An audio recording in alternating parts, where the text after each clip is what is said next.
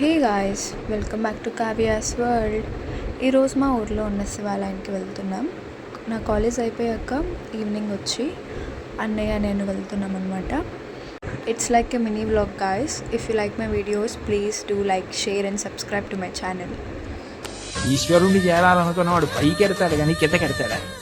అంటే ఒకవేళ తప్పు చేసి కిందకి వెళ్ళిపోయినా ఈశ్వరుడు వాడిని ఏం బాధ పెట్టడు. వాడిని మళ్ళీ పైకెత్తే పూచి ఆయనే తీసుకుని పైకెత్తుతాడు. అందుకని పాతాళం అవడం అవదు, కింద పడ్డా కూడా వాడికి.